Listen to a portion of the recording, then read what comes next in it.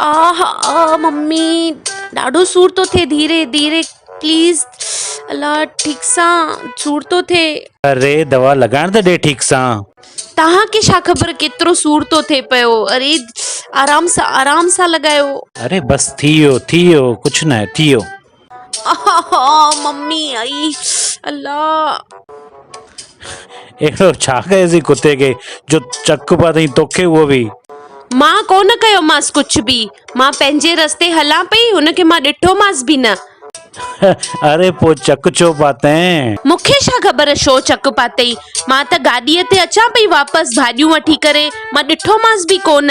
हिन पासे वारी डेंबानी दुंबी आंटीअ जे कुत्ते चक पातई मूंखे। अरे वो कुत्तो त ॿधल हूंदो आ। अॼु कोन हुयो ॿधल, रस्ते ते घुमे पियो। अलाए माण्हू कुत्तो पालींदा छो आहिनि जॾहिं संभाले भी न सघंदा आहिनि। जय बोले लखू। हाँ यार याद आ सब, पर छा आहे थोड़ी तकलीफ़ आहे, प्रोग्राम न न थी सघंदो न थोड़ो। हाँ मां सम्झां थो, पर छा आहे रोशनी खे भी कुत्ते चक पातो अथईंसि। अरे हाँ यार, न बस ईअं मार्केट वई उतां अचे पई। हाँ ठीक है, ध्यान तो बिल्कुल इंजेक्शन हणाइणी आहे। हाँ तव्हां प्रोग्राम कैंसिल न कयो, तव्हां प्लीज़ कंटिन्यू कयो तव्हां। हाँ यार हाँ ठीक आहे। जय बोले। कंहिंजो फोन हुयव?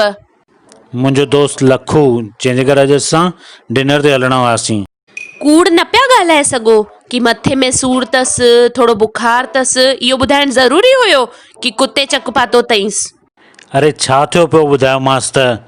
हाणे चवांसि मथे में सूर त चयां गोरी वठी करे हली अचो। तूं भी सम्झे नथी पई, तोखे मां ॿुधायां थो त मिंट भी। जय झूलेलाल राजा। हाँ बराबर वो। हाँ न हिते इहो पालतू कुत्तो आहे पासे में माईअ जो, उन चक पातो अथईंसि। हाँ छा?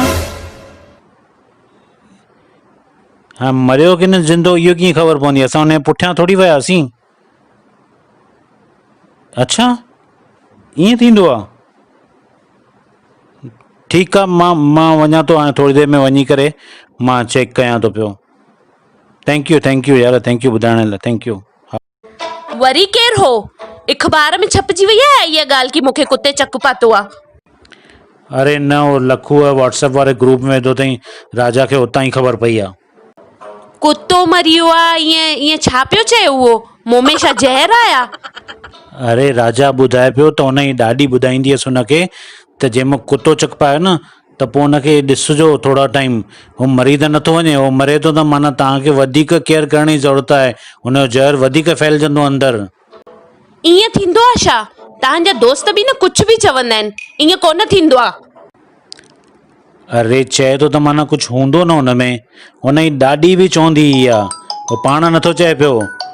तरसु मिंट, गोविंद सिंह थो फ़ोन करे। वाहेगुरु गोविंद। हाँ तोखे भी ख़बर पइजी वई आहे? अच्छा हाँ पालतू हुयो कुत्तो उहो। छो? अच्छा छा थो चईं यार? मूंखे ख़बर न आहे, पुछणो पवंदो यार ईअं।